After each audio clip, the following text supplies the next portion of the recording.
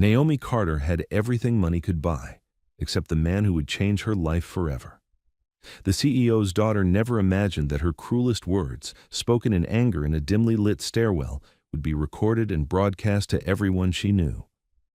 "I'd never love a poor white man," she had declared, not knowing that the very man she was dismissing stood just steps away, hearing every devastating word. But fate has a twisted sense of humor, because when her perfect world started crumbling around her, the only person who could save her was the blue-collar carpenter she had publicly humiliated. What Naomi didn't know was that this man would not only fix her broken ceiling, but shatter every assumption she had about love, class, and what it means to choose your heart over your reputation. The question wasn't whether she could swallow her pride. It was whether he would ever forgive her for what she said, or if her words had destroyed any chance at happiness before it even began. If you're watching this story unfold, hit that subscribe button and tell me where you're watching from, because this tale of pride, prejudice, and unexpected love is just getting started. The elevator made a soft clicking sound. Then it stopped. The lights flickered once, twice, and went dim. Naomi Carter looked at her watch. 7:15. She needed to get home, change clothes, and review her notes for tomorrow's board meeting. Her mother had called 3 times today about the quarterly numbers. The pressure sat heavy on her shoulders. She pushed the emergency button. Nothing. The building was old, built in the 1960s when everything was supposed to last forever. Most days, Naomi loved the tall ceilings and thick walls. Today was not one of those days. Fine. The stairs it was. She pulled off her heels and grabbed them in one hand. Her work bag hung heavy on her shoulder. 18 floors was a lot, but she'd done worse at the gym. The stairwell door was heavy. It creaked when she pushed it open. The lights here were dim too, but they worked. She started climbing. Her phone buzzed. A text from her neighbor, Mrs. Chen, from the 15th floor. "Hope you're not stuck in that elevator. My Herald says the power flickers when it rains." Naomi looked out the small window. Rain tapped against the glass. She'd forgotten about the storm warning. She kept climbing. Her stockings caught on something, and she stopped to check. A small run, nothing major. Behind her she heard footsteps. Someone else had the same idea about the stairs. At the landing for the 10th floor, she heard voices. 2 women were talking. "Did you see that cute handyman working on Mrs. Delaney's sink yesterday? The young white guy. He's sweet. Very polite. I was thinking maybe I'd ask him out. Think he dates older women? Honey, you're 45. He looks about 30, but stranger things have happened." They laughed. One of them said, "Well, at least we know Naomi Carter would never go. For him. You hear what she said about dating the help?" Naomi's cheeks burned. She didn't remember saying anything like that. When had she? Oh, that's right. Something about poor white men, wasn't it? The footsteps behind her got closer. Work boots, heavy and steady. Naomi pulled out her phone and pretended to take a call. "Yes, Mother," she said into the dead phone. "I know what you said about keeping things simple. I'd never love a poor white man. It's just not practical." The words came out louder than she meant. They bounced off the concrete walls. She winced. Why had she said that? She didn't even believe it. Not really. The footsteps stopped. Then they started again. Slower now. At the 12th floor landing, she turned around. The man behind her was tall, maybe 6 feet. He wore work clothes and carried a red toolbox. His brown hair was damp from the rain. He looked tired but kind. He'd heard everything. She could see it in his eyes. "Sorry," he said quietly. "Didn't mean to crowd you on the stairs." His voice was warm, a little rough, like he'd been working outside. Naomi felt her face get hot. "No, it's fine. I was just taking a phone call. I heard." The way he said it wasn't mean, but it wasn't friendly either. He knew she'd been talking about him, about men like him. "I'm Ethan," he said. "Ethan Hale. I do maintenance work in the building." "Naomi Carter?" She felt stupid saying her own name. "I live on 18. I know. I know which apartment. I've never seen you before, though." They stood there for a moment. The rain got louder against the windows. Somewhere above them, a door opened and closed. "Help! Someone help me!" The voice was shaky and scared. Mrs. Delaney from the 14th floor. Ethan moved fast. He took the stairs 2 at a time, his toolbox banging against his leg. Naomi followed. Mrs. Delaney stood in the doorway to the stairs. She was 78 and walked with a cane. Her apartment door was shut tight behind her. "The door locked when I came out," she said. "I can't get back in. My keys are inside." "It's okay," Ethan said. His voice was calm now, gentle. "This happens sometimes when the power flickers. Let me take a look." He set down his toolbox and opened it. Inside, everything was neat and organized. Different sizes of screwdrivers, a small flashlight, wire cutters. He pulled out something that looked like a thin metal card. "Mrs. Delaney, can you tell me if you have the chain lock on inside?" "No, dear, just the regular lock." Ethan slipped the card between the door and the frame. He wiggled it for maybe 30 seconds. The door clicked and opened. "There you go, but you should call the super tomorrow. This lock is getting old. It could stick again." Mrs. Delaney's face lit up. "Oh, thank you. You're such a good boy. Can I pay you? I have cash inside." "No payment needed. Just being neighborly." The old woman patted his arm and disappeared into her apartment. Ethan packed up his tools. "That was really nice," Naomi said. The words felt small after what she'd said earlier. "She's a good lady, lives alone since her husband died last year. I try to check on her when I'm working in the building." They started walking down the stairs again. Neither of them talked for a few floors. The rain was getting harder. Naomi could hear it drumming on the roof. At the 8th floor, Ethan stopped. "This is me," he said. "I live here." "Oh, I thought you lived somewhere else. I assumed that I couldn't afford to live here." He wasn't angry, just tired. "I got a deal. The super needed someone who could do repairs quickly. I fix things, I get cheaper rent." Naomi's mouth felt dry. Everything she said made things worse. "I should go," she said. "I have work to do." "Sure. See you around, Miss Carter." He opened the door to the 8th floor and walked through. It closed with a soft click behind him.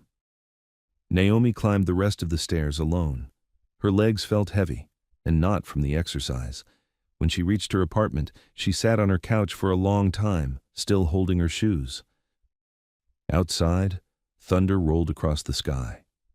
She thought about Ethan's kind eyes and the way he'd helped Mrs. Delaney without expecting anything back. She thought about her own words echoing in the stairwell. She'd never love a poor white man. Even now, alone in her apartment, the words sounded ugly. Rain was coming down harder when Naomi left the building. She'd changed into jeans and a sweater, but she was still dressed too nice for the weather. Her car was parked across the street. The traffic light was yellow when she got there. She stopped and waited, watching the windshield wipers fight the rain. When the light turned green, she pressed the gas. Nothing happened. She pressed harder. The engine made a sick coughing sound. Cars behind her started honking. The rain was so heavy she could barely see the street signs. She tried the gas again. This time, the car lurched forward, made it halfway across the intersection, and died completely. More honking. Someone yelled something she couldn't hear through the rain and closed windows. She turned on her hazard lights and tried to restart the car. Nothing. Her phone showed 2 bars and a text from her mother. "Call me when you get home. We need to talk about the Morgan account." She was about to call for roadside service when someone knocked on her window. She looked up to see Ethan standing in the rain. He was soaked through, his work shirt sticking to his shoulders. She rolled down the window. "Car trouble?" he asked. "It just died. I was going to call for help." "Pop the hood. Let me take a look." "You don't have to. It's pouring rain and you're blocking traffic. Let me help." She pulled the hood release. Ethan disappeared behind the raised hood. She could hear him moving things around, but she couldn't see what he was doing. After a few minutes, he came back to her window. "Try starting it now." She turned the key. The engine caught immediately. What was wrong? Battery cable came loose. Happens sometimes in old cars when it's wet. You should get it tightened next time you get an oil change. "Thank you, really. Can I pay you or buy you coffee? You're soaked." Ethan wiped rain out of his eyes. "No need. Just glad I could help." "Are you sure? I feel bad. You're getting drenched." "I need to get going anyway. I'm picking up my sister from her after-school program." "Your sister?" "Maya. She's 16. She stays late on Tuesdays for math tutoring." Cars behind them honked again. The light had turned red, then green again while they talked. "I should move," Naomi said. "But thank you. Really. Drive safe. These roads get slippery when it's wet." He jogged away toward the bus stop. Naomi watched in her mirror as he stood under the small shelter, still dripping. The bus came quickly. He climbed on, and it pulled away into the rain. Naomi sat at the red light, her hands shaking a little. Not from the cold or the car trouble, from the way Ethan had just helped her without thinking twice about it, after what she'd said in the stairwell, after she'd basically called him beneath her. She thought about him on the bus, wet and tired, going to pick up his sister. The image made her chest tight. When she got home, she texted her mother that she'd be late calling. She needed some time to think. She made tea and sat by her window, watching the rain. Every few minutes, a bus drove past. She wondered which one was Ethan's. She wondered what his sister was like, and why she needed math tutoring, and whether they had enough money for things like warm coats and good food. She wondered why she cared so much about a man she'd just met, a man she'd insulted without even knowing his name.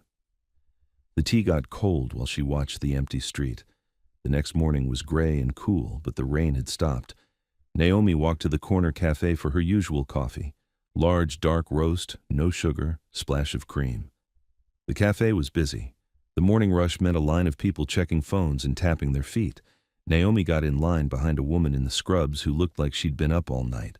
Through the big windows, she could see the bus stop. 2 people waited there, a man in work clothes and a teenage girl with a bright yellow backpack, Ethan and his sister. Naomi watched them without meaning to. Ethan was using his hands to talk. Sign language. His movements were quick and easy, like he'd been doing it for years. The girl signed back, smiling. She had dark hair like her brother's, but hers was long and pulled back in a ponytail. The girl must be Maya. She looked smart and happy. Her backpack had pins on it, a rainbow, a cat, something that might have been a math equation. Next, the barista was looking at Naomi. She'd been staring out the window so long that 3 people had been served ahead of her. Sorry, large dark roast, no sugar, splash of cream.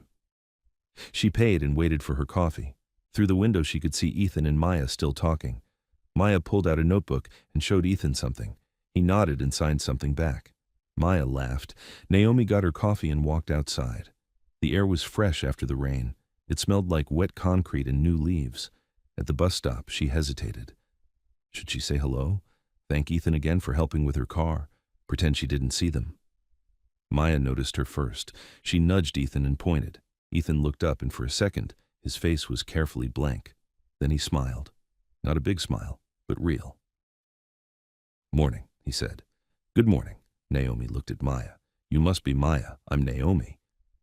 Maya studied her for a moment, then signed something to Ethan. He signed back.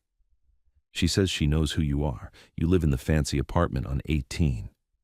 Not that fancy, Naomi said. She felt her cheeks get warm. Maya signed again, faster this time. Ethan watched her hands, then looked at Naomi. She wants to know if you know sign language. A little. I took a class in college. I'm not very good. Naomi lifted her hands carefully. She signed, Nice to meet you, Maya. Maya grinned. She signed back something Naomi didn't understand. She says your signing is better than Ethan's was when he first learned, Ethan translated. How long have you been signing? About 8 years, since Maya started losing her hearing.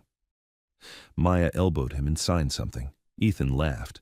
She says she's not deaf, just hard of hearing, and that she's better at reading lips than I think she is. Maya pulled a sheet of paper from her backpack and showed it to Naomi. It was covered with math problems, equations with letters and numbers that looked complicated. Algebra test today, Ethan said. She's been studying all week. Naomi looked at the problems. They brought back memories of her own high school math classes, staying up late, her mother checking her homework, the satisfaction of finally understanding something difficult. She signed slowly. Good luck on your test. Maya beamed and signed back. Thank you. A bus rumbled around the corner. Maya stuffed her homework back in her bag and shouldered it. She signed something to Ethan, quick and teasing. What did she say? Naomi asked. Ethan's face got a little red. She said you seem nice, and that you're prettier than the lady who lives next door to us. Maya giggled and got on the bus. Ethan followed her, but turned back before the doors closed. Thanks for asking about her test, he said. Most people don't. The bus pulled away. Naomi stood on the sidewalk holding her coffee, watching it disappear into traffic. She thought about Maya's bright smile and the way Ethan's whole face had changed when he talked about his sister. the way he'd been embarrassed by what Maya said about her being pretty. She walked back to her apartment, but she took the long way. She wasn't quite ready to start her day yet. By late afternoon, the gray sky had turned dark and windy. Weather alerts kept pinging on Naomi's phone. She worked from home on Wednesdays, which usually meant a quiet day at her desk. Today felt different, restless. She'd tried to focus on the quarterly reports, but she kept thinking about Ethan and Maya at the bus stop, the way they communicated without words sometimes, the easy affection between them. Around 4 o'clock, she heard water dripping. At first, she thought it was rain against the windows, but the sound was too regular, too close. She got up from her desk and followed the sound. Her bedroom. A dark stain was spreading across the white ceiling above her bed. As she watched, a drop of water formed and fell onto her pillow. No, no, no. She moved the bed and put a mixing bowl where the drip was worst. Another stain was forming near the window. She got a second bowl. Her phone buzzed with a building notice from Carlos, the manager. Due to the storm, emergency maintenance will be limited today. Non-urgent repairs will be addressed tomorrow or Friday. Thank you for your patience. Naomi stared at the water damage. This felt pretty urgent to her. The stain was already the size of a dinner plate and growing. She took pictures with her phone. The light was dim, but she could see the damage clearly. Water had probably been leaking slowly for hours, soaking into the drywall. She thought about calling her mother.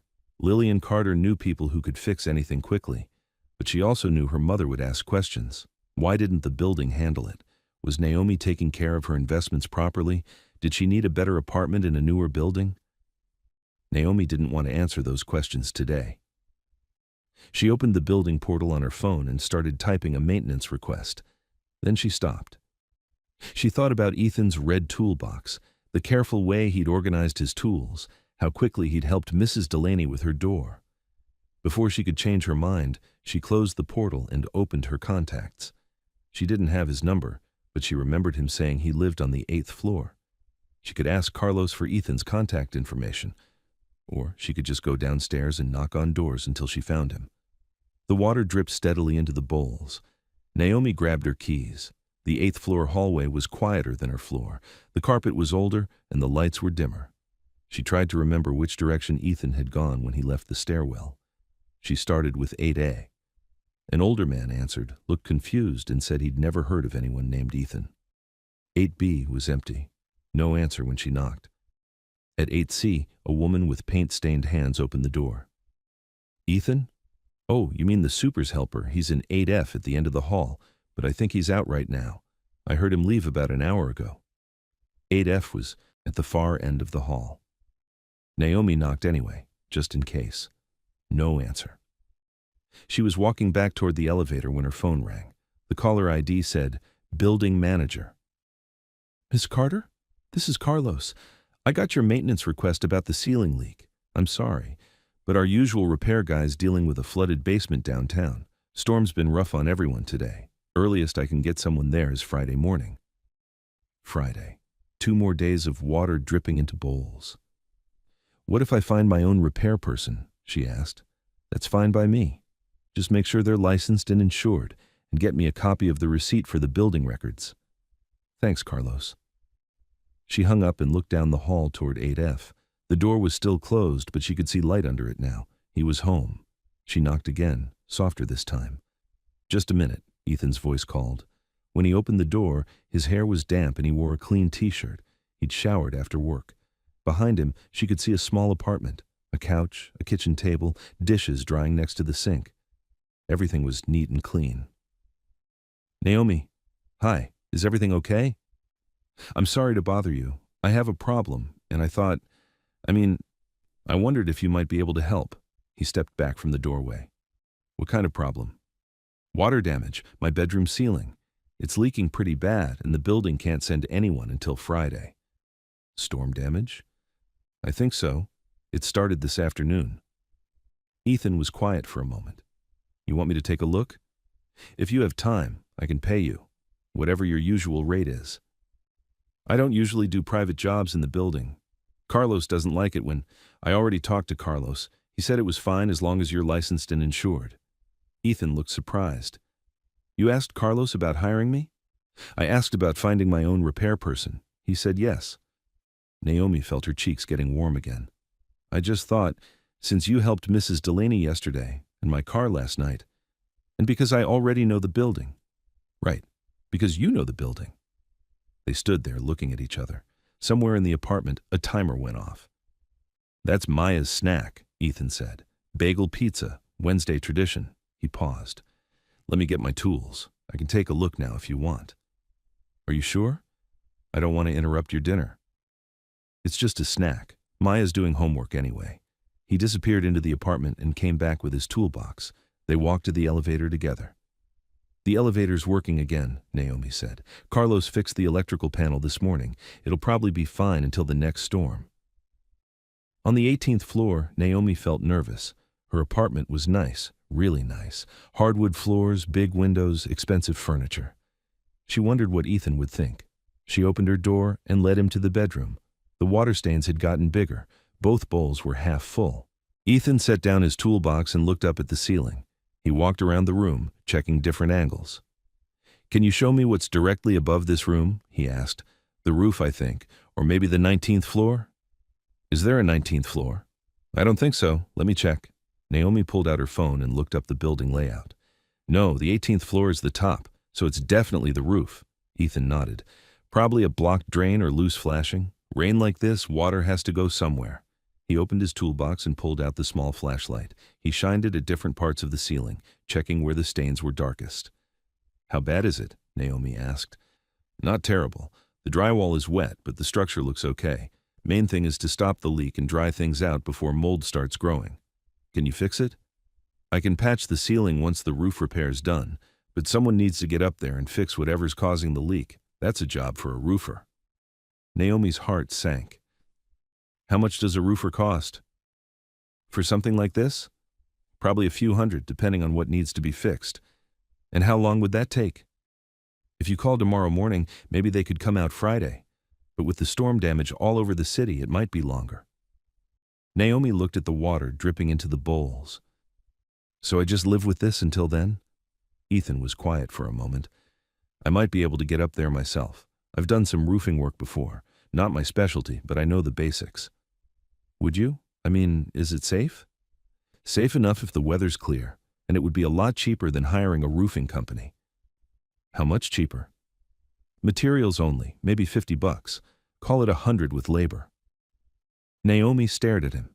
A roofer would charge several $100s. Ethan was offering to do it for $100. Why? She asked. Why what? Why would you do this for almost nothing, especially after what I said yesterday? Ethan packed his flashlight back in the toolbox. When he looked at her, his eyes were serious. Because you asked for help, he said simply, and because I can fix it. That's it? That's it.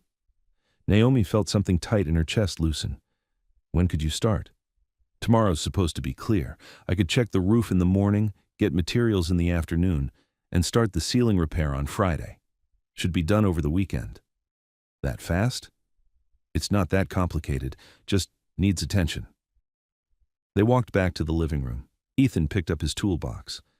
I should get back to Maya, he said. She's probably wondering where I went. Of course. And Ethan, thank you. Really. He smiled, and this time it reached his eyes. See you tomorrow, Naomi. After he left, Naomi went back to her bedroom and looked at the water damage. It didn't seem as bad somehow. The dripping was still annoying, but it felt manageable now. She emptied the bowls and put them back under the drips. Tomorrow Ethan would fix her roof. This weekend, he'd repair her ceiling. A week ago, she didn't even know his name. Now she was trusting him with her home.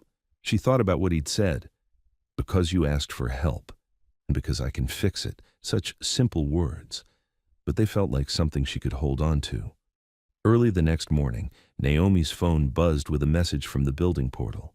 Someone had posted an audio clip. Her heart stopped when she heard her own voice. I'd never love a poor white man. It's just not practical. The message thread was already active. 3 comments, then 5, then 8. Wow, someone has strong opinions. Isn't that the CEO's daughter?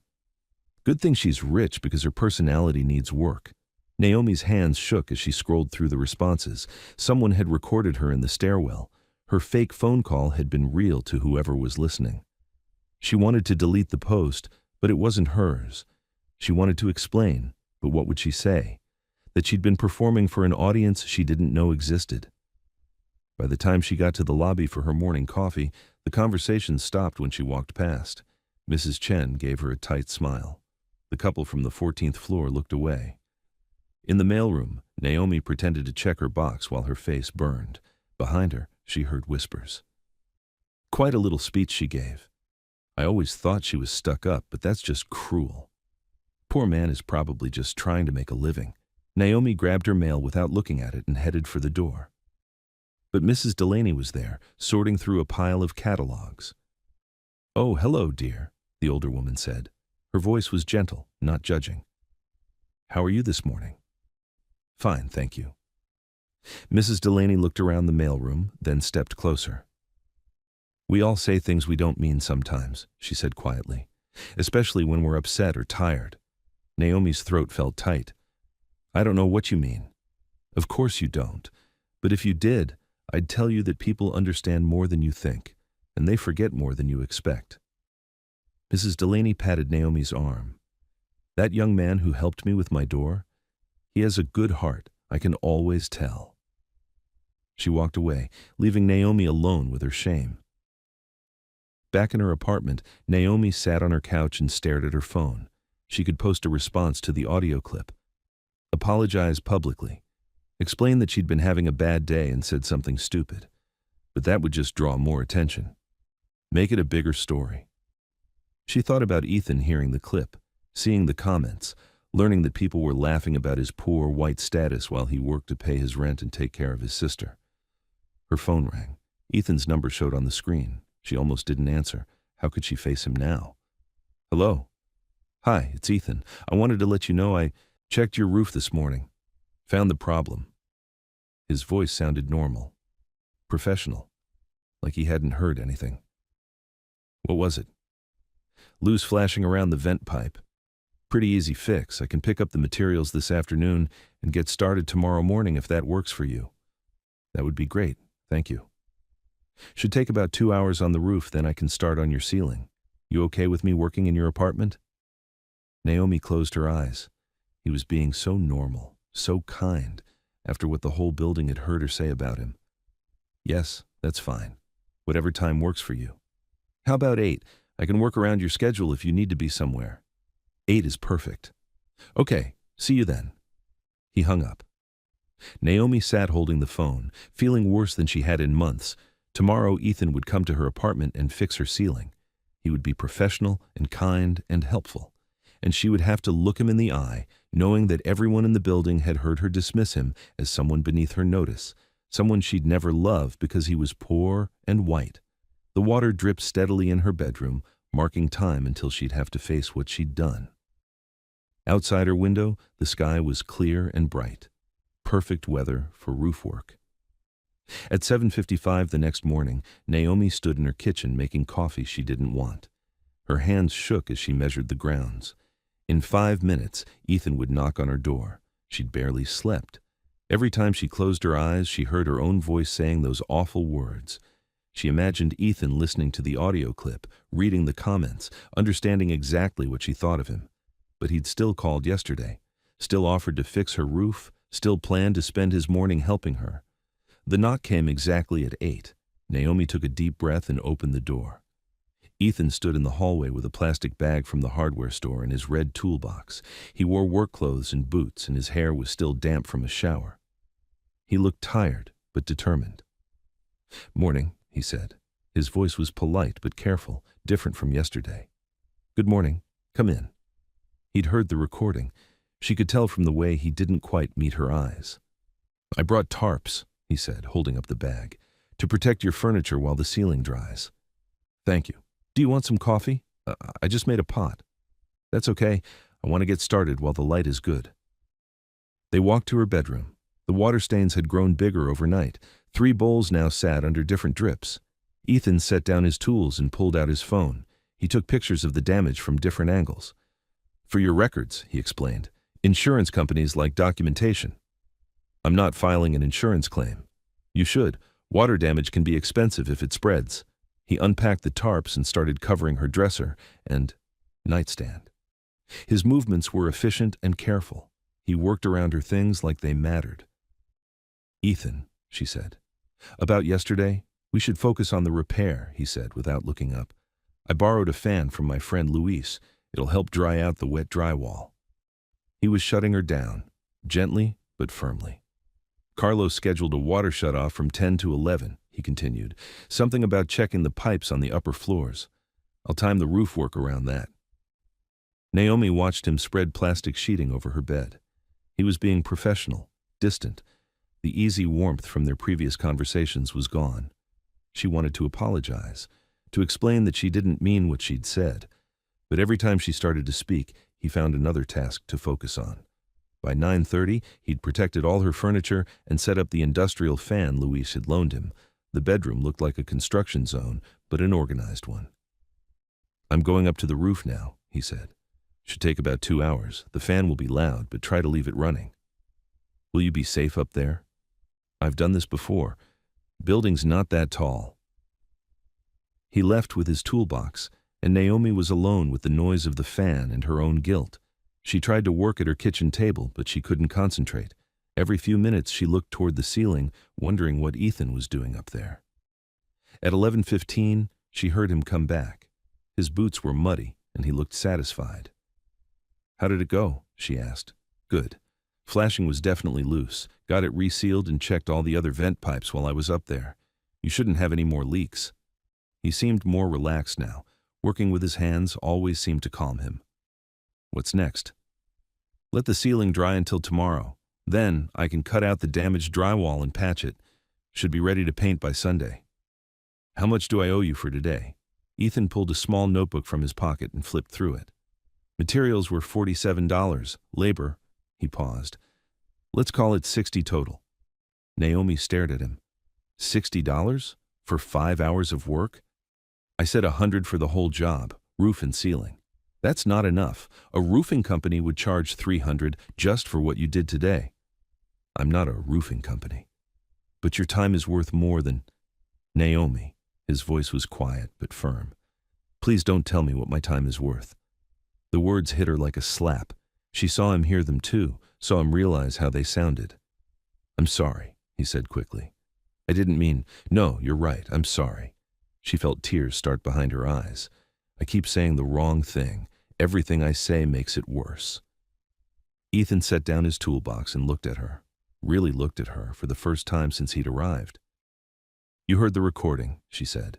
"Yeah, I heard it. I don't believe what I said, not really. I was just—" She stopped. There was no good way to finish that sentence. "You were just— what?" "Angry. At myself, at my mother, at the meeting I just left. Some neighbors were talking about dating you, and I felt, I don't know, jealous maybe? So I said something stupid to make myself feel superior." Ethan was quiet for a long moment. "Jealous?" Naomi's face burned. "You helped Mrs. Delaney, and they were talking about how sweet you were. I just spent 2 hours in a board meeting being lectured about maintaining the family image. I felt like I was failing at everything, and then there were these women talking about you like you were this perfect guy they wanted to date. So you decided to put me in my place." "I guess. God, that sounds awful when you say it like that." It was awful, not just what you said, but hearing it played back for everyone in the building. Naomi sat down hard on her couch. "I know. I'm so sorry, Ethan. I was having a terrible day and I took it out on you. That's not an excuse, but it's the truth." Ethan sat down in the chair across from her. He leaned forward, his hands clasped between his knees. "The thing is," he said slowly, "I liked you. After you got stuck in the rain, after we talked about Maya, I thought maybe we could be friends, maybe more than friends. And now? Now I don't know what to think." They sat in silence. The fan hummed in the bedroom. Outside, someone was mowing grass, getting ready for the weekend. "Can I ask you something?" Naomi said. "Sure." "Why did you still come today? After hearing that recording, why did you still offer to help me?" Ethan rubbed his hands through his hair. "Honestly, I almost didn't.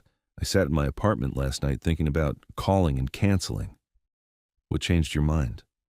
"Maya. She asked why I looked upset, so I told her about the recording, and she said something that stuck with me. What did she say? She said people don't usually say mean things about people they don't think about. She said maybe you were mean because you were scared of liking me. Naomi felt something twist in her chest. Your 16-year-old sister said that? Maya's pretty smart about people. She has to be.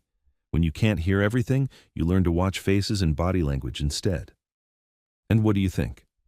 Ethan looked at her for a long moment. I think Maya might be right. I think you do like me, and it scares you. Because liking me means dealing with things you've never had to deal with before. Like what? Like what your mother will say.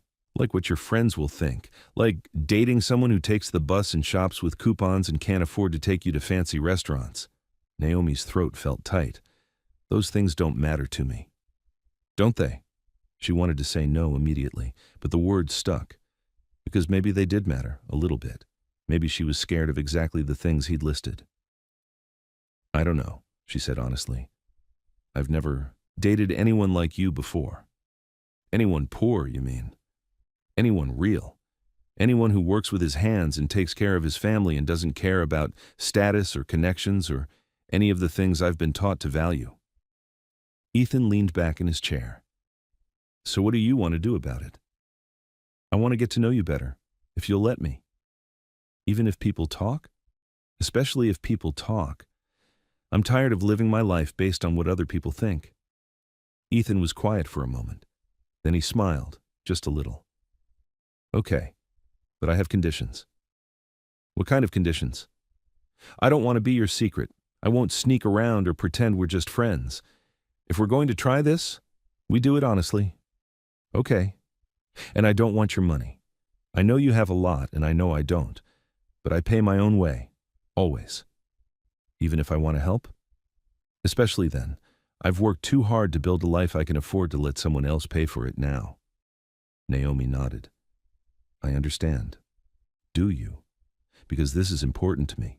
I've seen what happens when men let women like you take care of them. It never ends well. Women like me. Rich women, successful women, women who are used to solving problems by writing checks. The words stung, but they were fair. I promise I won't try to solve your problems with money. Good, because I don't have problems that need solving. I have a life that works. It's not fancy, but it's mine. They looked at each other across the coffee table. Something had shifted between them. Not romance exactly, but honesty, understanding. So what happens now? Naomi asked. Now I go home and have lunch with Maya. Tomorrow I come back and fix your ceiling. And maybe when all this repair work is done, you let me take you to dinner. What kind of dinner? Ethan grinned. The kind I can afford. Nothing fancy. Sounds perfect. The next morning, Ethan arrived at exactly 8 with a cooler full of tools and supplies. The ceiling had dried overnight and he'd brought everything needed to cut out the damaged drywall and patch it. Naomi had cleaned up her kitchen and set out coffee and pastries from the corner bakery. When Ethan saw the spread, he raised an eyebrow. I said, I don't want you paying for things. It's coffee and muffins, not a car payment, and I was already going to the bakery anyway. Were you? Okay, no, but Mrs. Patel recommended the blueberry muffins, and I thought you might be hungry. Ethan looked at the pastries. They were clearly expensive, from the kind of bakery that charged $5 for a muffin, but they also looked really good, and he'd only had toast for breakfast. 1 muffin, he said, and I pay for my own coffee next time. Deal. They ate quickly, then got to work. Ethan had brought a small saw to cut out the damaged drywall. He worked carefully, measuring twice and cutting once. Naomi held the flashlight and handed him tools. Can I ask you something? She said, while he measured a piece of new drywall. Sure. How long have you been taking care of Maya? Ethan's hands stilled on the measuring tape. 8 years, since she was 8 and I was 21. Where are your parents? Dad died when Maya was 6. Car accident. Mom died 2 years later. Cancer. I'm sorry. It was a long time ago. He went back to measuring. Maya was lucky. She could have ended up in foster care. But I was already working construction, making decent money. The state let me become her guardian. That must have been scary. 21 and suddenly responsible for a child. Terrifying. But Maya made it easy. She's always been independent, smart. She figured out how to adapt when her hearing started going, found ways to keep up in school, made friends. I just had to keep us fed and housed.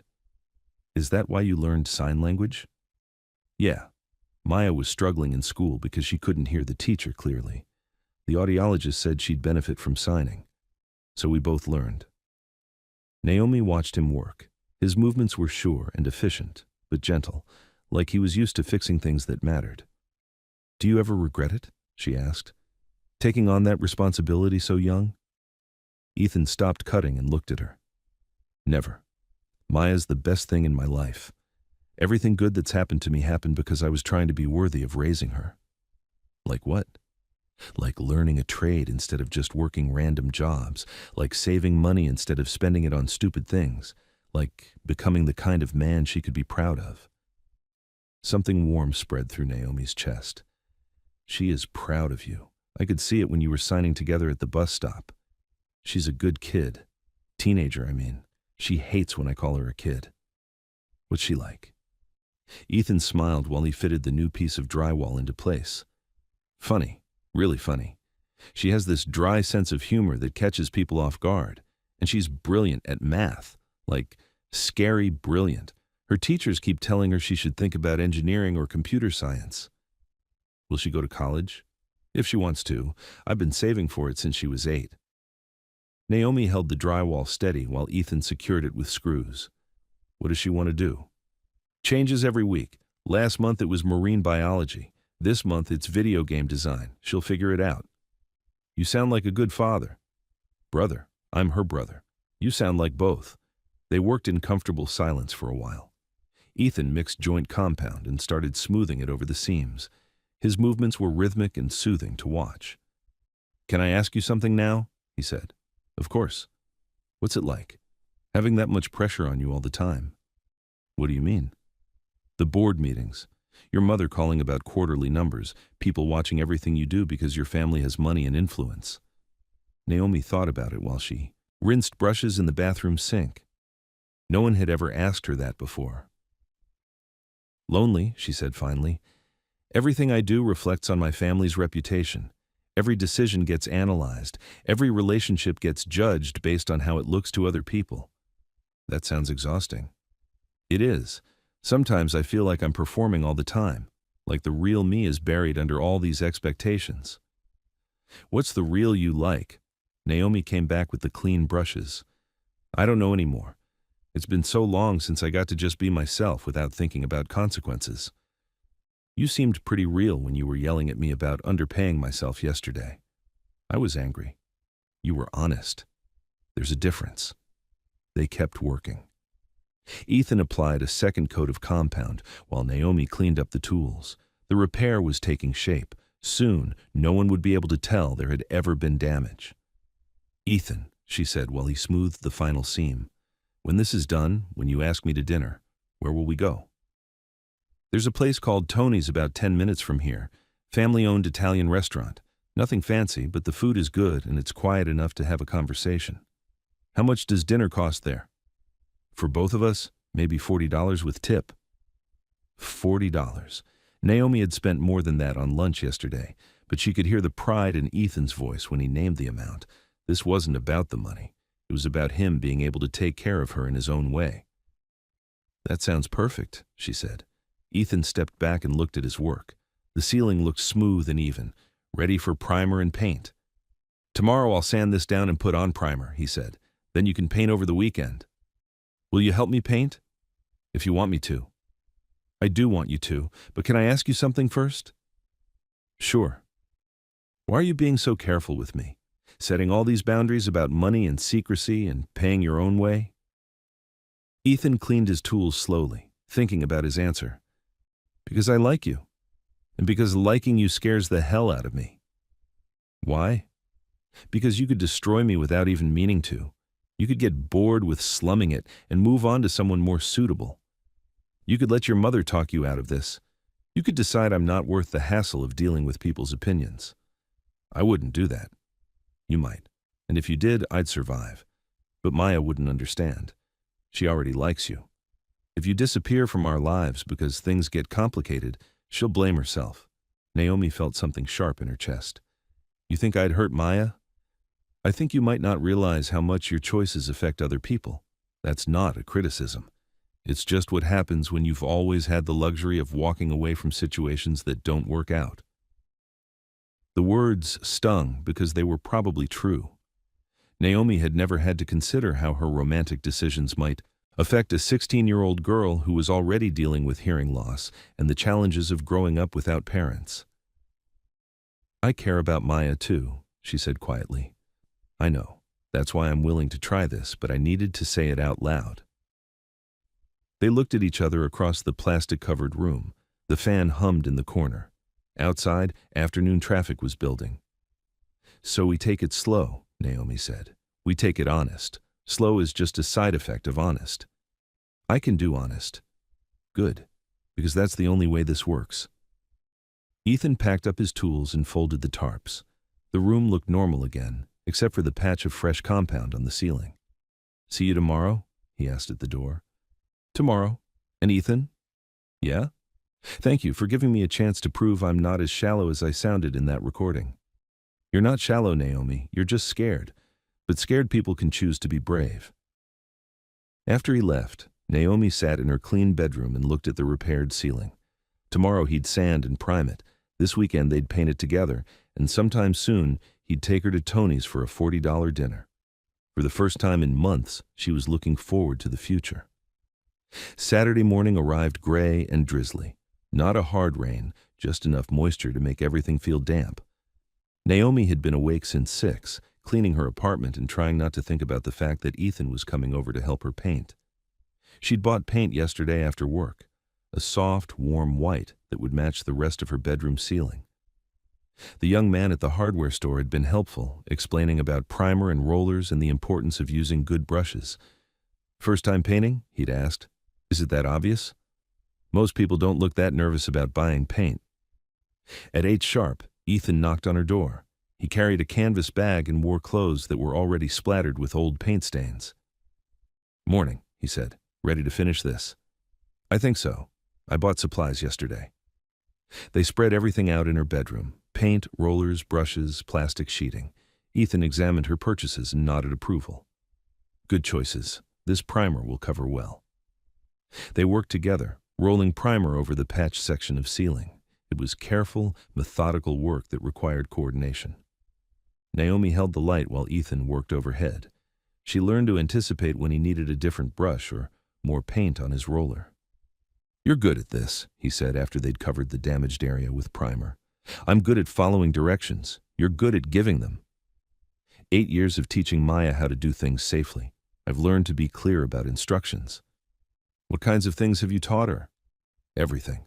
How to cook, how to manage money, how to change a tire, how to read people's intentions, basic life skills her parents didn't get to teach her. They took a break while the primer dried. Naomi made sandwiches and they ate sitting on her couch with the windows open to the gray morning. Can I ask you something personal? Naomi said. Sure. Do you ever date? I mean, before this, when was the last time you went out with someone? Ethan was quiet for a moment.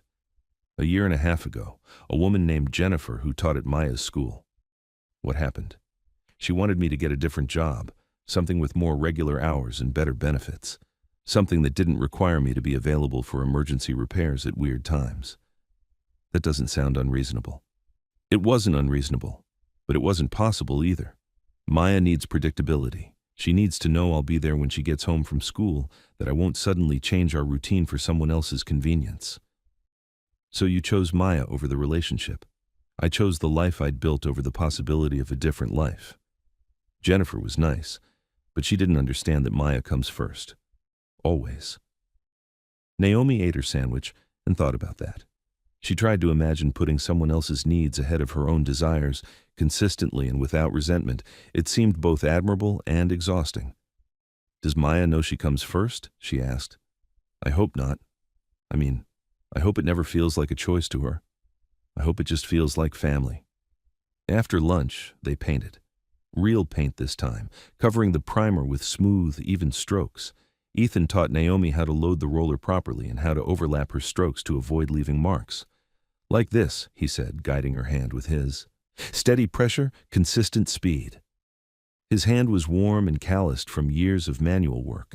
Naomi found herself focusing on the feeling of his fingers over hers instead of the painting technique. "You're not paying attention," he said, but he was smiling. "Sorry, I was distracted." "By what?" "By you touching me."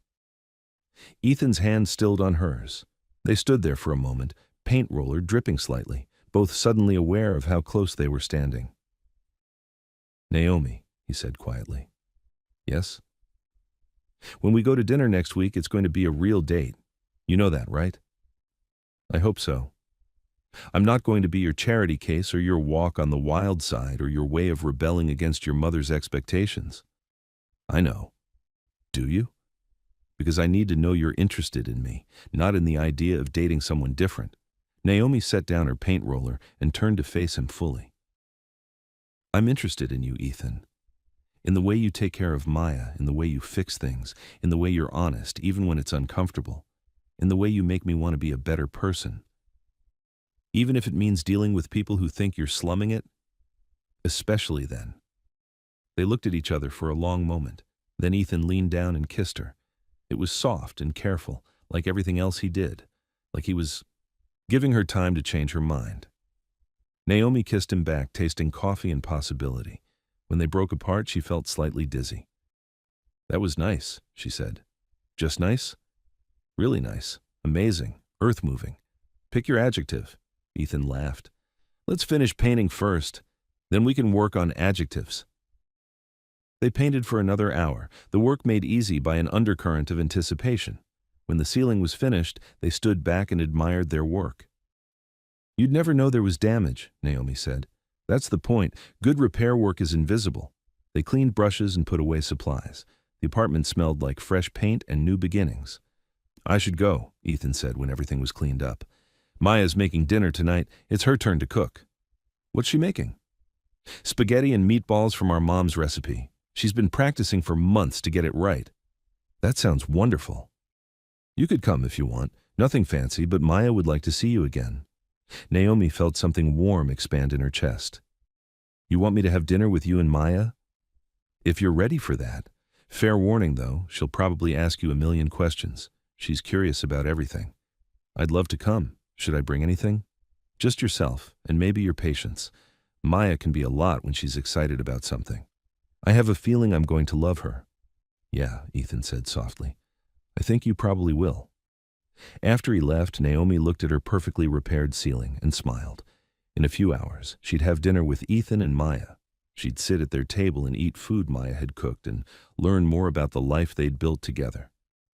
For the first time since the audio recording had surfaced, she felt like herself again. Not the CEO's daughter or the heiress or the woman who'd said something cruel about poor white men. Just Naomi, looking forward to spaghetti and meatballs with people who were becoming important to her. She changed into jeans and a sweater, choosing clothes that were nice but not too fancy. Then she stopped by Mrs. Patel's corner store and bought a chocolate cake for dessert. "For a special dinner?" Mrs. Patel asked while she rang up the purchase. "Yes," Naomi said. "I think it might be very special indeed." Dinner at Ethan and Maya's apartment was nothing like what Naomi had expected. Their place was small but warm. The living room and kitchen flowed together in one open space. A couch with soft blue cushions faced a small TV.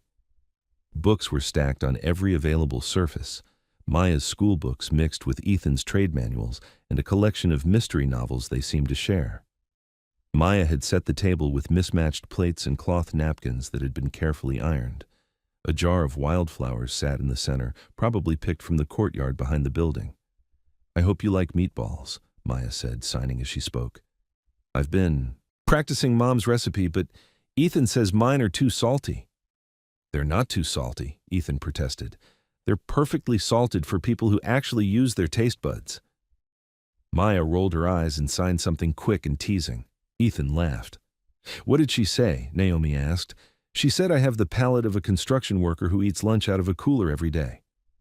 "Which is accurate," Maya added with a grin. The apartment smelled like garlic and herbs and something that might have been fresh bread. Maya moved around the small kitchen with confidence, checking the pasta and stirring the sauce. She wore a yellow apron over jeans and a sweater, and her hair was pulled back with a bright blue scarf. "Can I help?" Naomi asked.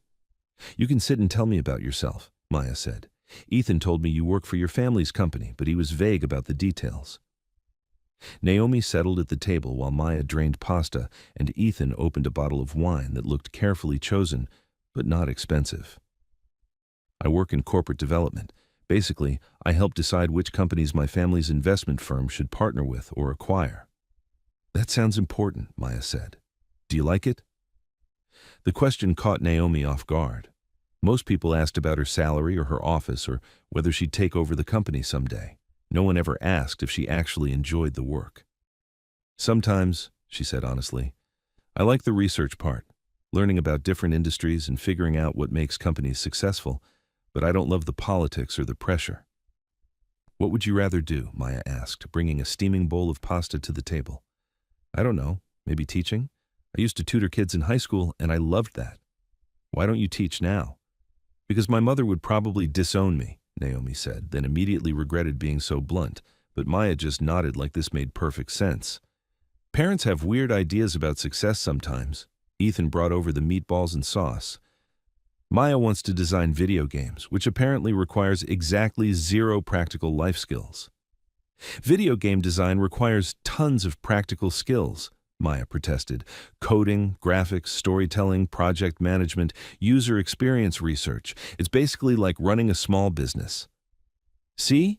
Ethan said to Naomi. "She's already prepared her defense." They ate family style, passing dishes and talking easily. Maya asked questions about everything: Naomi's college experience, her favorite books, whether she'd ever been outside the country. Her curiosity was genuine and infectious. "Have you ever been to a deaf school?" Maya asked while they shared the chocolate cake Naomi had brought. "No, never. I went to one for a year when I was 13. It was amazing. Everyone signed, so I never felt left out. But it was too far from home, and Ethan was working crazy hours to pay the tuition." "Maya," Ethan said quietly. "What?" "It's true. You worked 2 jobs that year, and you were exhausted all the time. So I asked to come back to the local school."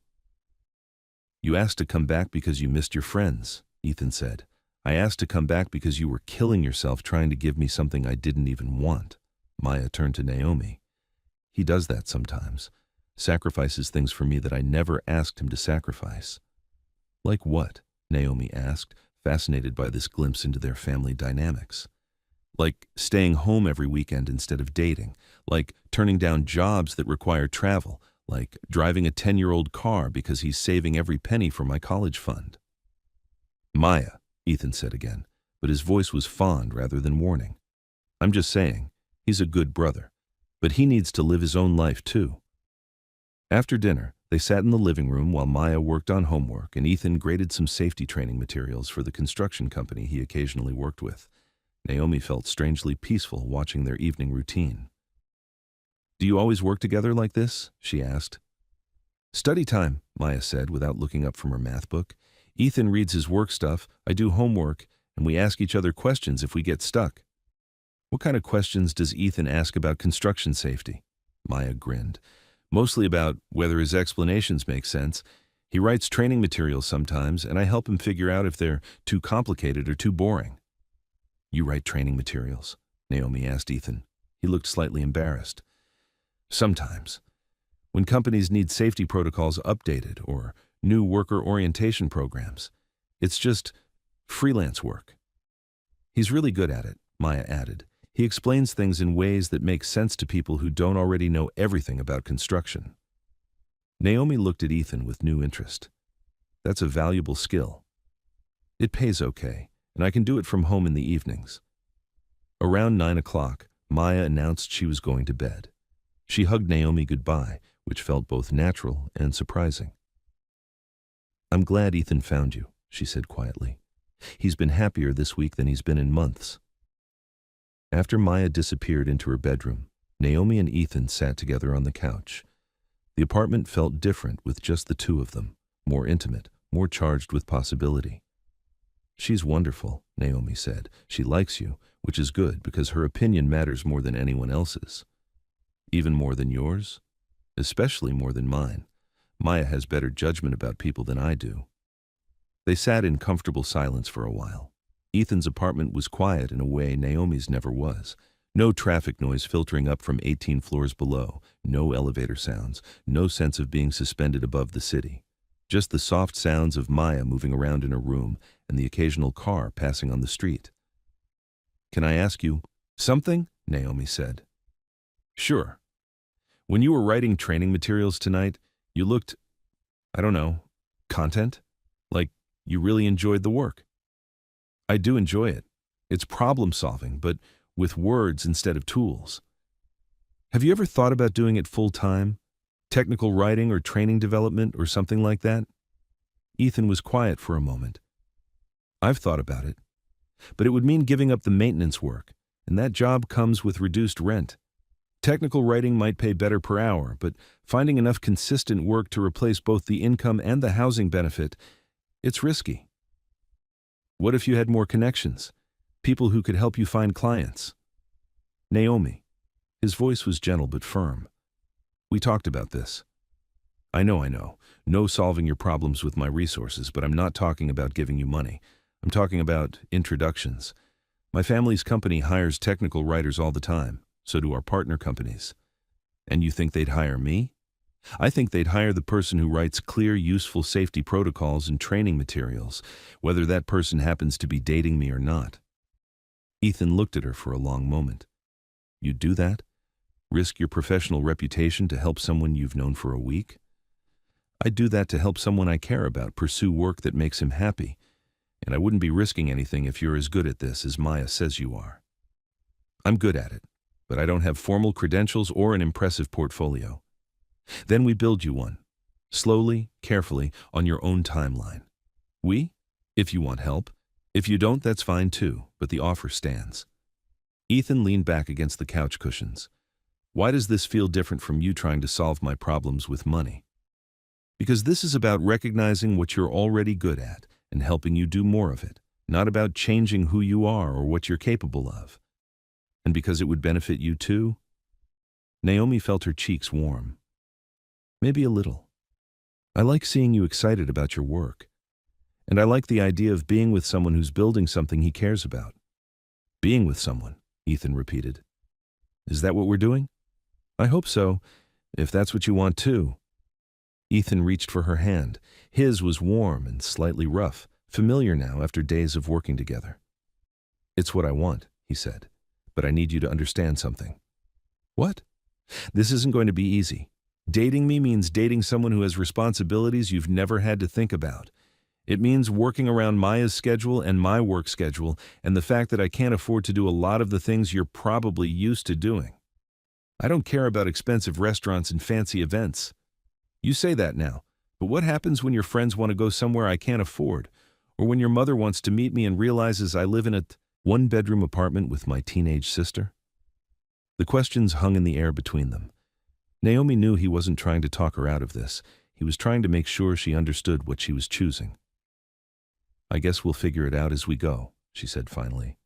"Together." "Together," Ethan agreed. He kissed her then, soft and sure. When they broke apart, Naomi felt like something had settled into place between them, not just attraction or possibility, but commitment to trying. "I should go," she said reluctantly. "It's getting late. I'll walk you to the bus stop. I can call a car." "Naomi." His voice held gentle amusement. "I'm walking you to the bus stop. Some things aren't about money." They walked through the quiet neighborhood holding hands. The bus came quickly, and Naomi kissed him goodbye through the open door. "See you tomorrow?" she asked. "I have to work late tomorrow, but how about Tuesday? Dinner at Tony's like we talked about." "It's a date." "Yes," Ethan said, smiling. "It definitely is." The next few days passed in a blur of work and anticipation. Naomi found herself thinking about Ethan and Maya constantly, about the way they moved around each other in their small kitchen, the easy affection between them, the sense that their little family unit was complete and functioning beautifully. She also found herself thinking about what Ethan had said about her mother wanting to meet him. Lillian Carter had called twice since the weekend, leaving messages about quarterly reports and a charity gala the company was hosting the following week. Naomi had been avoiding those calls, She wasn't ready to tell her mother about Ethan yet. Not because she was ashamed of him, but because she knew Lillian would have opinions, strong opinions, about dating someone from a different background, about the potential impact on the family's public image, about whether this was a good use of Naomi's time and emotional energy. Tuesday evening, Naomi met Ethan at Tony's. The restaurant was exactly what he'd described: family-owned, unpretentious, with red checkered tablecloths and the kind of comfortable buzz that came from regulars who'd been coming for years.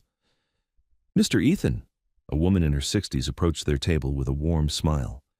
"Who is this beautiful lady?" "Mrs. Tony, this is Naomi. Naomi, this is Mrs. Tony." She and her husband own the place.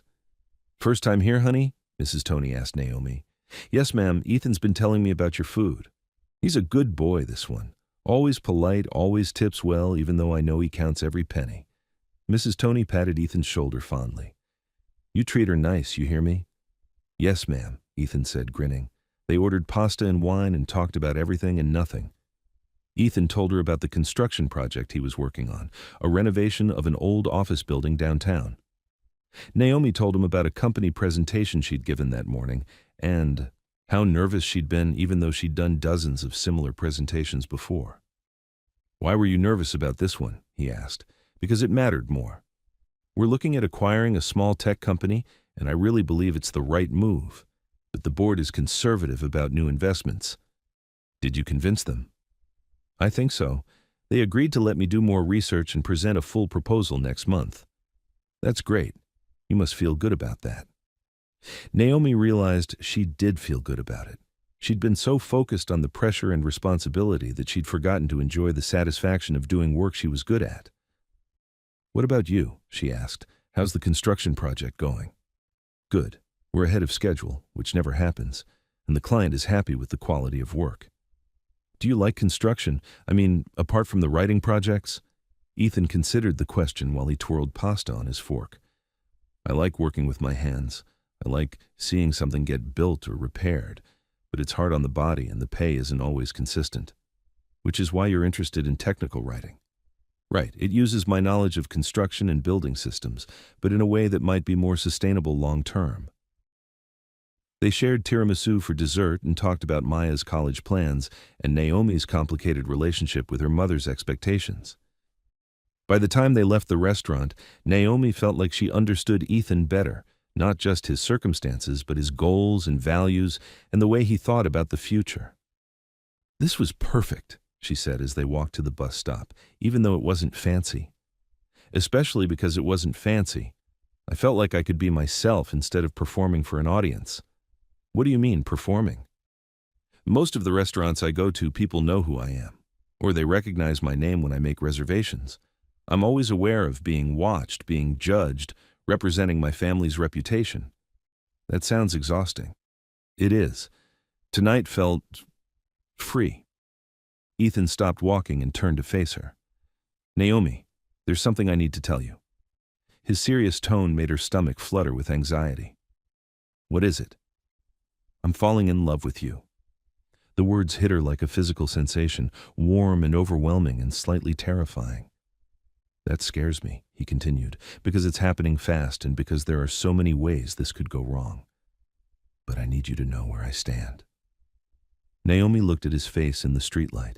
He was nervous but determined, like he'd decided this was something that needed to be said regardless of how she responded. "I'm falling in love with you too," she said quietly. "And it scares me too. But not because I think it will go wrong, because I think it might go right, and that would change everything about my life."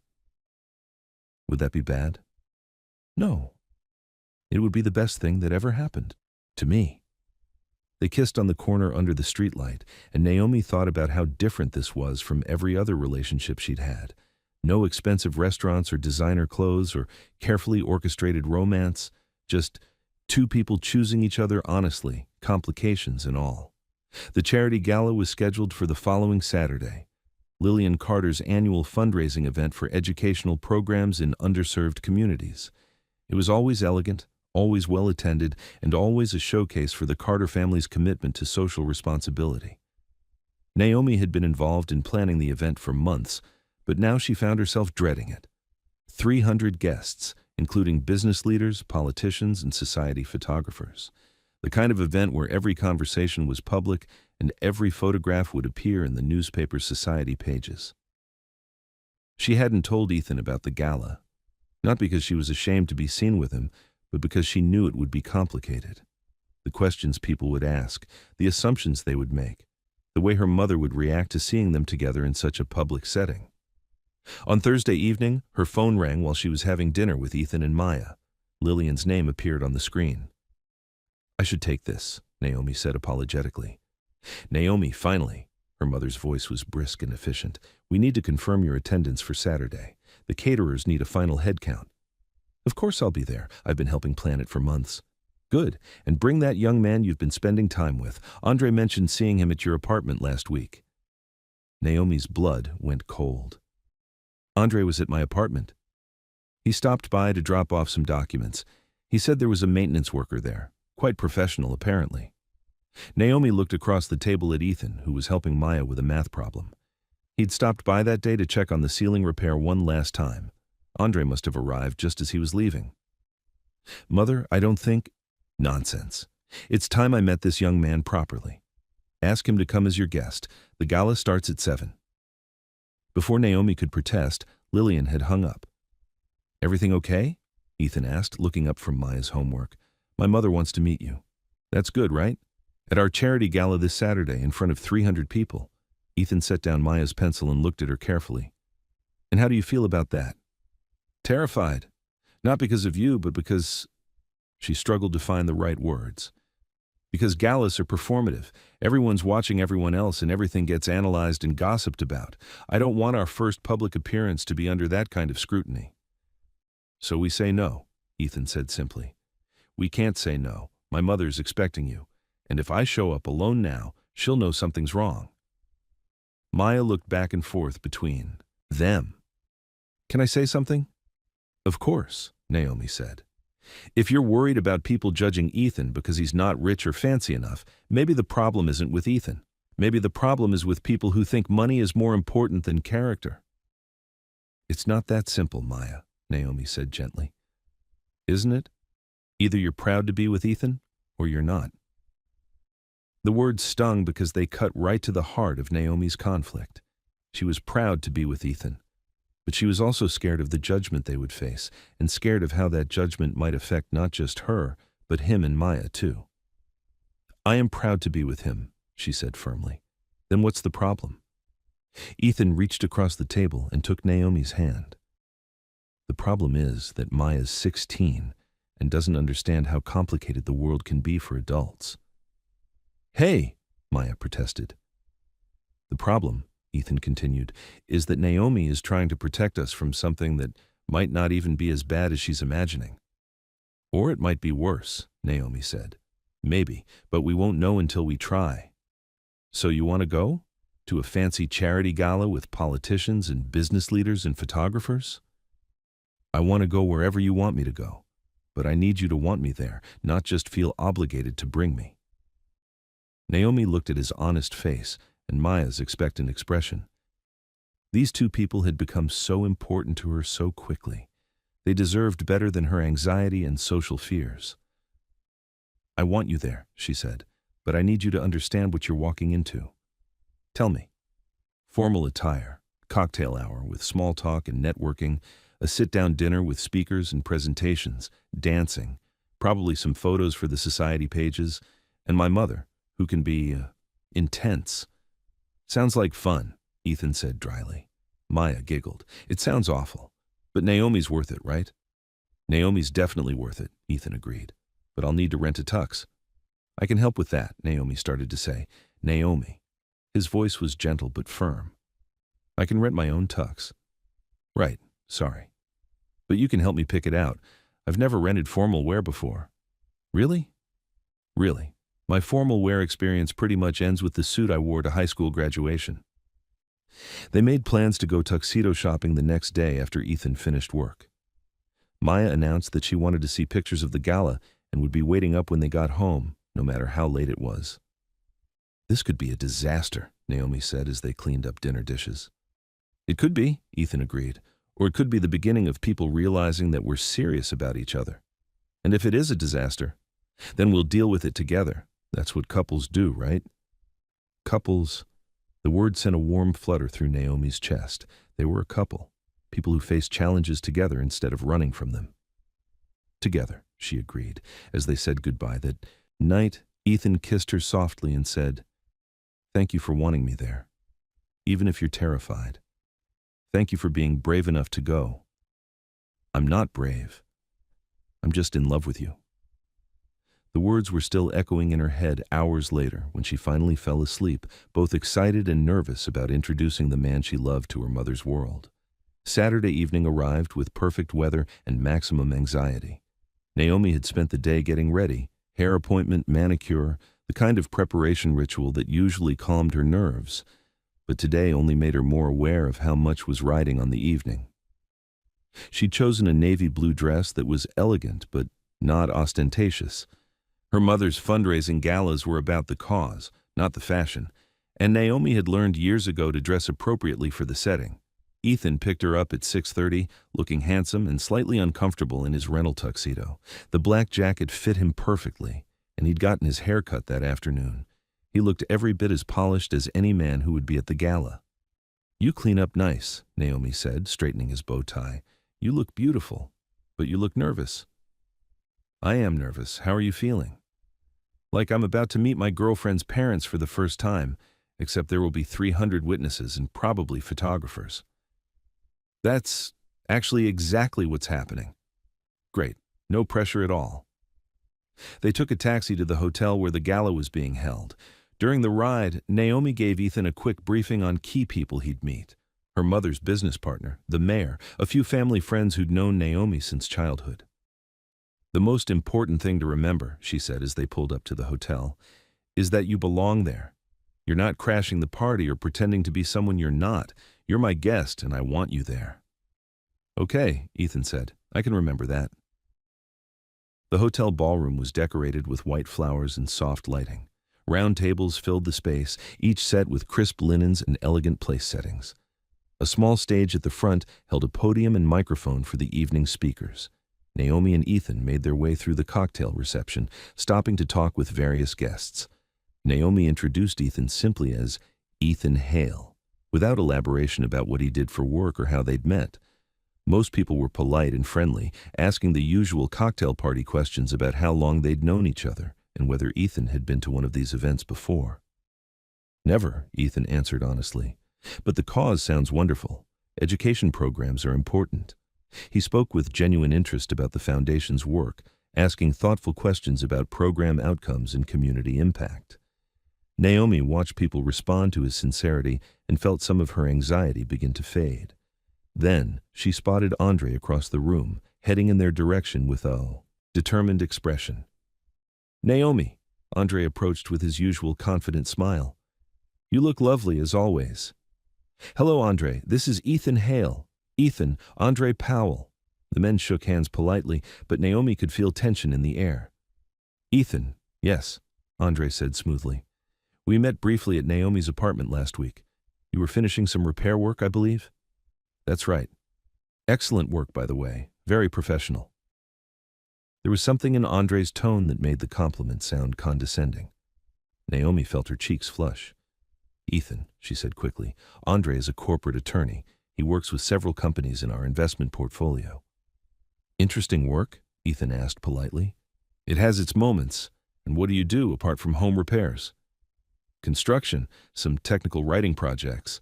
I'm working on expanding that side of the business." "Technical writing? How fascinating." Andre's smile was sharp. "I'm sure there's quite a market for that." Before Ethan could respond, Lillian Carter appeared at Naomi's elbow. "Mother," Naomi said, her voice slightly strained, "I'd like you to meet Ethan Hale." Lillian was elegantly dressed in black, her silver hair perfectly styled. She extended her hand to Ethan with the gracious authority of someone accustomed to being the most important person in any room. "Mr. Hale, so nice to finally meet you. Naomi has mentioned you." "Mrs. Carter, thank you for including me tonight. This is a beautiful event." "Thank you. We're quite proud of the Foundation's work."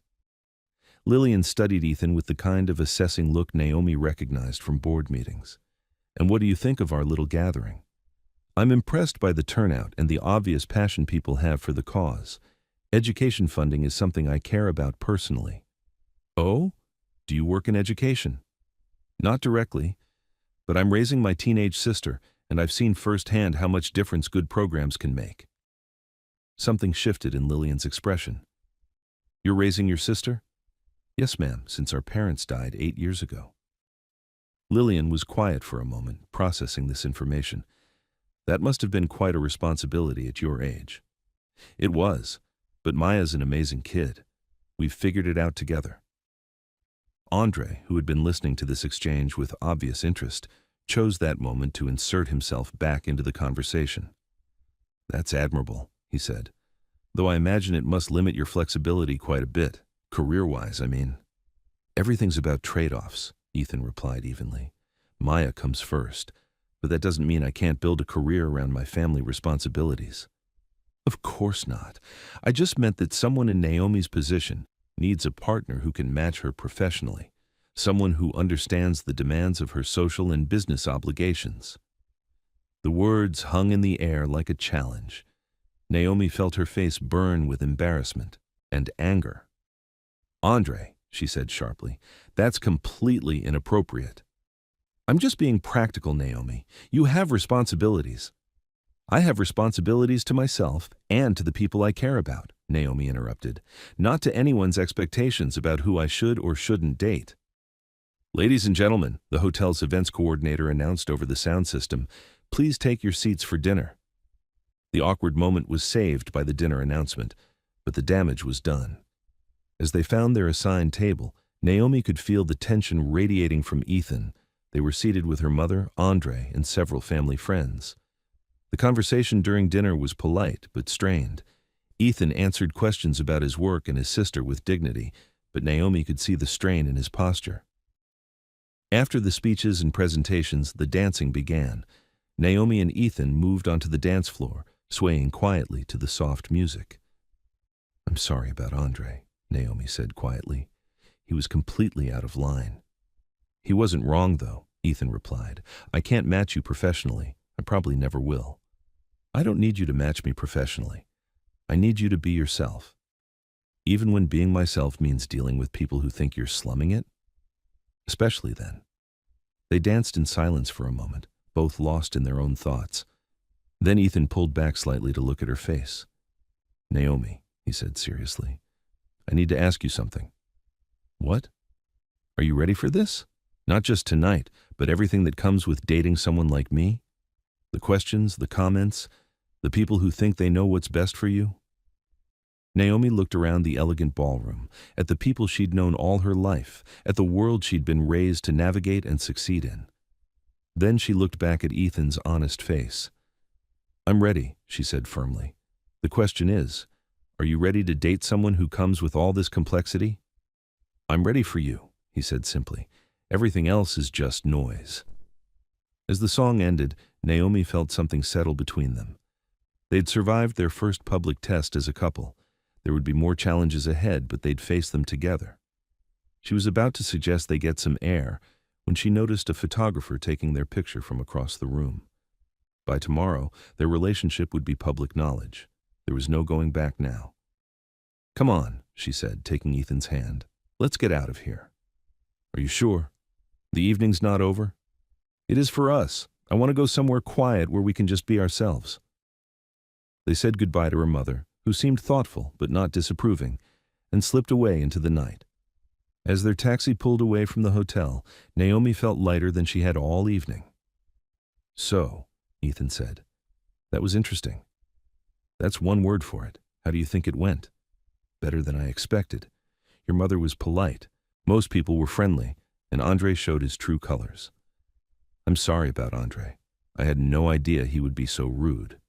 "He wasn't rude. He was honest about his concerns. There's a difference. Do you think he's right? About me needing someone who can match me professionally?" Ethan was quiet for a moment. "I think you need someone who supports your goals and shares your values. Professional status has nothing to do with that." "I agree." "Good." Because I plan to support your goals and share your values for a very long time. The promise in his voice made Naomi's heart skip. How long are we talking? How does forever sound? Forever sounds perfect.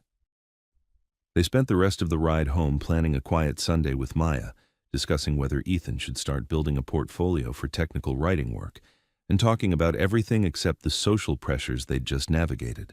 Because those pressures, Naomi realized, mattered far less than the fact that they'd chosen each other and were committed to making it work. Everything else really was just noise. The photo appeared in the Sunday newspaper's society section. A black and white image of Naomi and Ethan dancing at the gala, her hand on his shoulder, his arm around her waist. The caption read, "Naomi Carter, daughter of investment firm CEO Lillian Carter, with guest Ethan Hale at Saturday's Education Foundation Gala." Naomi stared at the newspaper over her morning coffee, feeling a mix of pride and anxiety. They looked good together, happy, like they belonged with each other. Her phone had been buzzing since 7 a.m. Text messages from friends asking who Ethan was, missed calls from business acquaintances who'd seen the photo, 3 voicemails from her mother asking her to call back immediately. But first, she wanted to talk to Ethan. She found him in the building's courtyard, helping Mrs. Delaney move some potted plants that had gotten too heavy for her to handle alone. He wore old jeans and a t-shirt, his hair still damp from a morning shower. Maya sat on a nearby bench, reading a book and occasionally offering commentary on their plant-moving strategy. "Morning," Naomi said, settling beside Maya. "How are you feeling about last night?" "Like I survived something," Ethan said, lifting a large ceramic pot. "But I'm not sure what comes next." Maya held up the newspaper's society section. "This comes next. You two are officially public now." Naomi looked at the photo again. "How do you feel about seeing it in print?"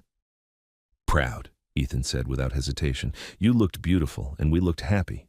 I'm proud to be the man you chose to dance with. Even knowing that everyone who sees this will have opinions about us. Especially knowing that. Let them have opinions. We know what's real."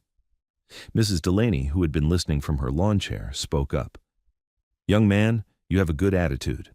In my day, people talked just as much, but there were no photographs in the newspaper to make it permanent." "Any regrets about that?" Maya asked her. "None at all. The love that matters is strong enough to handle a little gossip." Naomi felt something loosen in her chest.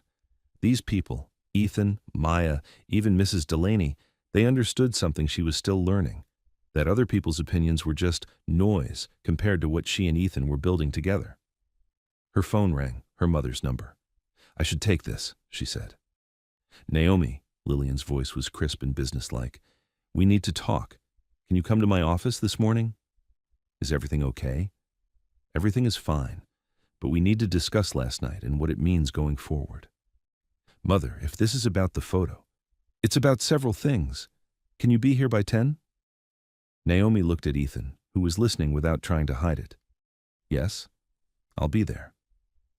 After hanging up, she explained about her mother's summons. "Want me to come with you?" Ethan asked. "No, this is something I need to handle myself, but thank you for offering." "Call me afterward?" "Of course." As she walked back toward the building, Maya called after her. "Naomi, whatever she says, remember that you're happy. That's what matters." The words stayed with her during the taxi ride to her mother's office. Lillian Carter's office occupied the top floor of a glass building downtown. Floor-to-ceiling windows offered a view of the city that always made Naomi feel small and important at the same time. Her mother sat behind her massive oak desk, the newspaper open in front of her. "Sit down, sweetheart." Naomi settled into one of the leather chairs across from the desk. Her mother's expression was unreadable. "Tell me about Ethan Hale," Lillian said. "What do you want to know?" "Everything. How you met, how long you've been seeing each other, what his intentions are." Naomi took a breath and told the story. The broken elevator, the flat tire, the ceiling repair, Maya's math tutoring and family dinners, and the way Ethan had never once asked her for anything except honesty. Lillian listened without interrupting. When Naomi finished, she was quiet for a long moment. "He seems like a decent young man," she said finally. "He is. But I have concerns." "About what?" "About the practical realities of this relationship. about what happens when the novelty wears off and you're left dealing with very different life circumstances. Naomi felt defensive anger rising. You think I'm with him for novelty? I think you're with him because he's different from anyone you've dated before. And difference can be exciting. But excitement fades, Naomi. What's left afterward is what matters. What's left is that I love him, and he loves me, and we make each other better people. Love is important, but it's not everything. You have responsibilities to this company, to our family's reputation, to the life you've built. I'm not giving up my life. I'm just choosing to share it with someone who makes me happy. Lillian leaned back in her chair. Let me ask you something. What happens when you want to go on vacation and he can't afford to come with you? What happens when business dinners require both partners and he doesn't have appropriate clothes or experience with that kind of networking? What happens when you have children and you disagree about schools or neighborhoods or the kind of life you want to give them?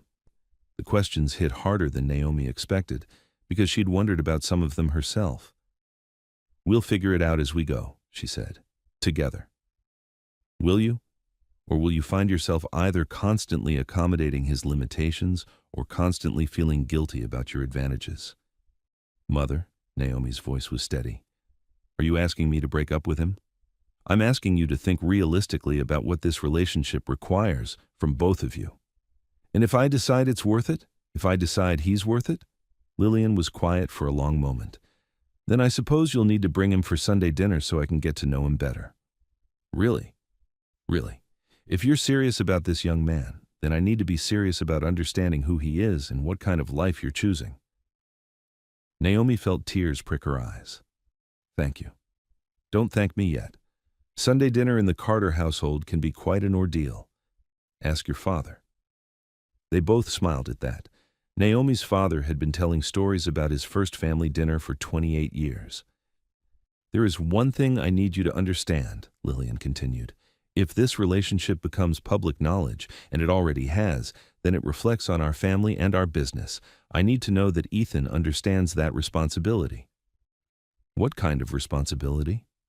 The responsibility that comes with being connected to people in the public eye. Discretion, good judgment, understanding that his actions reflect on you, and therefore, on us. He already understands that. He's been careful about our privacy from the beginning. Good, because there will be people who try to use your relationship to get information about our business or to gain access to our social circle. He needs to be prepared for that. Naomi hadn't thought about that aspect of dating someone from her world. The idea that people might try to manipulate Ethan to get to her family was unsettling. I'll talk to him about it. Talk to him about Sunday dinner first, 6 o'clock. And Naomi? Yes? I hope I'm wrong about my concerns. I hope this young man is everything you believe he is. He is, Mother. I promise. Naomi found Ethan at his apartment, helping Maya with a college application essay. They sat at the kitchen table with Maya's laptop open between them, a stack of printed drafts beside them. How did it go with your mother? He asked, looking up from the computer screen. Better than I expected. She wants to get to know you better? That sounds ominous. Maya laughed. It is ominous. Family dinners are always ominous. She's invited us for Sunday dinner, both of us. Ethan set down the pen he'd been using to mark corrections on Maya's essay. Both of us? She wants to meet Maya too, if that's okay with you. Of course it's okay. Maya's part of my life. If your mother wants to understand who I am, she needs to understand my responsibilities. Maya looked back and forth between them. So I get to meet the famous Lillian Carter? You get to meet my mother, who happens to be successful in business, Naomi corrected. But yes. Should I be nervous? Should I be nervous? Ethan echoed. Probably, Naomi said honestly. But she's not trying to intimidate anyone. She just wants to understand what she's dealing with. And what is she dealing with? Ethan asked. Naomi sat down at the table with them. A daughter who's in love with someone she's never expected to love. A relationship that challenges some of her assumptions about what my life should look like. And how does she feel about that? I think she's trying to keep an open mind, but she has concerns about practical things, money differences, social differences, how we'll handle the complications that come with dating across class lines.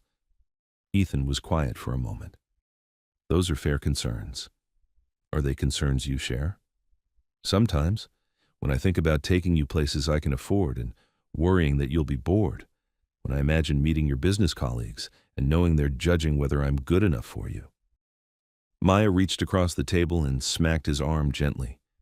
Ethan, stop it. Stop what? Stop making yourself smaller because you think Naomi needs you to be smaller. She fell in love with exactly who you are. Maya's right, Naomi said. I don't need you to be anything other than yourself. But I do need to know that you're prepared for the fact that dating me means dealing with things like Sunday dinner with my mother and people who have opinions about our relationship. I'm prepared for that. But are you prepared for Sunday dinner at my place afterward? Because Maya makes terrible pancakes, and our apartment is about the size of your bathroom. Hey, Maya protested, my pancakes have gotten much better. And yes, Naomi said, I'm prepared for that. I love your apartment. I love your terrible pancakes. They're not terrible anymore. I love your improving pancakes, Naomi corrected with a smile. They spent the rest of the afternoon working on Maya's college essay and talking about Sunday dinner strategies. Maya was excited and nervous about meeting Lillian. Ethan was mostly nervous but trying not to show it. What should I wear? Maya asked. I don't have anything really fancy. You should wear something that makes you feel confident and comfortable, Naomi said. My mother cares more about character than clothes. What about me? Ethan asked. Sunday dinner fancy or regular Sunday fancy? Regular Sunday fancy. Khakis and a button-down shirt. Maybe a tie if you want to be extra safe. I can tie a tie, Maya said proudly. I learned for Ethan's job interviews. The casual mention of job interviews reminded Naomi that Ethan was still working construction and doing repair work to pay his bills. The technical writing projects were still just side work, not a career change. Ethan, she said, what would it take for you to transition to technical writing full-time? More consistent work, enough projects to replace my construction income plus benefits. What if I could help you find those projects, not by giving you money, but by making introductions to people who hire technical writers? Ethan looked at her carefully. We've talked about this. I know, but I've been thinking about it differently. Not as me solving your problems, but as us building something together, using my connections to help you expand work you're already good at. And what would I do for you in return? Be happy. Be fulfilled. Build a career that uses your skills and intelligence instead of just your physical labor. That doesn't sound like an equal trade. Maya looked up from her laptop. Ethan, you are so stubborn sometimes. What do you mean? I mean, Naomi loves you and wants to help you succeed. That's what people who love each other do. They use whatever resources they have to help each other be happy. But nothing. When I needed hearing aids, you worked 2 jobs to pay for them. When I wanted to go to science camp, you picked up weekend work for 3 months. When I needed tutoring for the SATs, you found a way to afford it. You've been helping me succeed my whole life. That's different. You're my sister. And Naomi is going to be your girlfriend for a long time, maybe forever. Why shouldn't she help you the way you've helped me? Ethan looked at Naomi. Is that how you see it? That's exactly how I see it. I want to be with someone who's excited about his work and building toward goals he cares about. If I can help make that happen, why wouldn't I? Because I've always taken care of myself. You can still take care of yourself. You'd still earn the work through your own skills. I'd just help you find the right people to show those skills to. Ethan was quiet for a long moment. Okay, but slowly. 1 or 2 introductions to start with. If the work is good and people want to hire me again, then we can talk about more. Deal. Maya grinned. See? That wasn't so hard. You're very wise for someone who makes terrible pancakes, Ethan told her. Improving pancakes. Sunday dinner at the Carter house was exactly as formal and intimidating as Ethan had expected. The dining room could seat 12 people comfortably. The table was set with china and crystal that probably cost more than his monthly rent. Lillian greeted them at the door, wearing an elegant dress and pearls, looking every inch the successful CEO she was. But she was also warm and gracious, complimenting Maya on her dress and asking thoughtful questions about her college applications. She seemed genuinely interested in Ethan's work and Maya's academic interests. Maya tells me you're considering engineering programs, Lillian said over the salad course. Yes, ma'am. Probably civil or environmental engineering.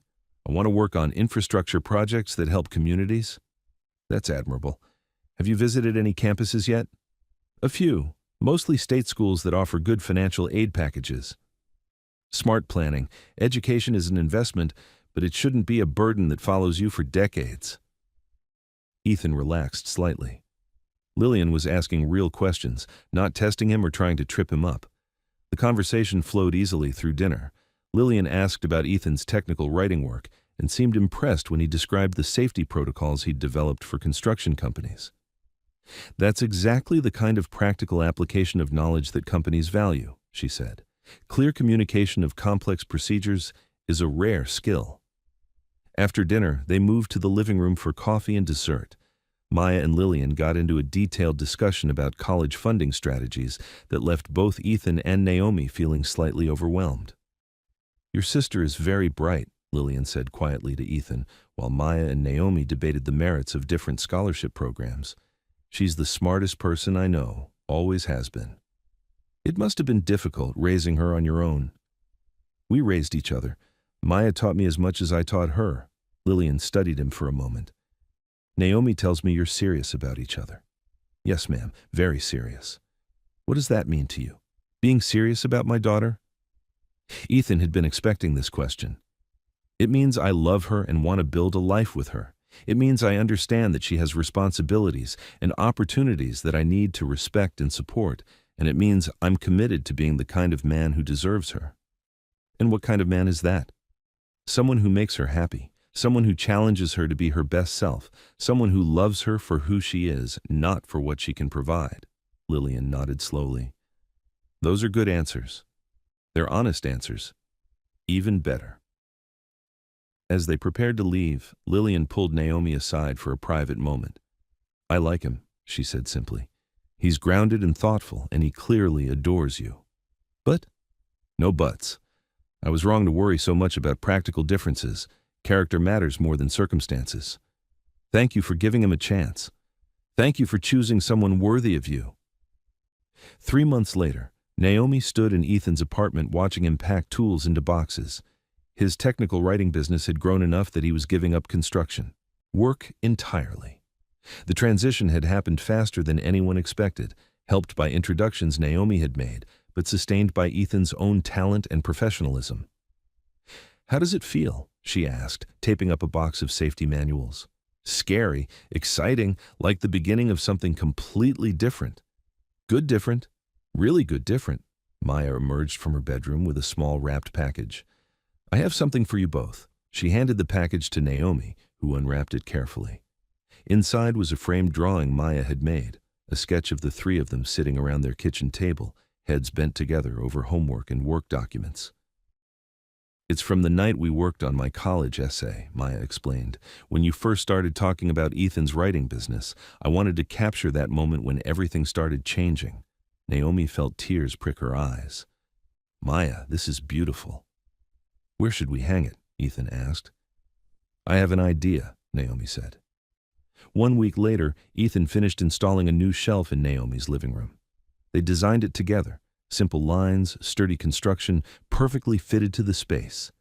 Together, they placed 3 items on the shelf: Naomi's degree, representing her accomplishments and family legacy; Ethan's late mother's recipe card, laminated by Maya years ago, representing his family's love and loss; and Maya's framed drawing, representing the new family they were creating together. It looks perfect, Maya said, admiring their arrangement. It looks like home, Naomi agreed. Ethan stepped back and put his arms around both women. It looks like the beginning of everything. That evening, after Maya had gone home to finish homework, Naomi and Ethan sat on her couch looking at their new shelf. I have something to tell you, Ethan said. Good something or bad something? Good something. Great something. He took her hands in his. I love you, Naomi Carter. I love your stubbornness and your kindness and the way you make me want to be better than I thought I could be. I love you too. And I want to spend the rest of my life showing you how much. Will you marry me? Naomi looked at his earnest face, at the shelf they'd built together, at the life they were creating piece by piece. Yes, she said simply, Yes, I will marry you. He kissed her then, soft and sure and full of promise. When they broke apart, Naomi was smiling through tears. Should we call Maya? She asked. In a minute. First, I want to ask you something else. What? Do you remember what you said in the stairwell that first night about never loving a poor white man? Naomi's cheeks burned. I remember. I'm still ashamed of those words. Don't be. You were right about one thing. What do you mean? I was poor, but I was never beneath your notice, and loving me didn't prove you wrong. It proved you could grow.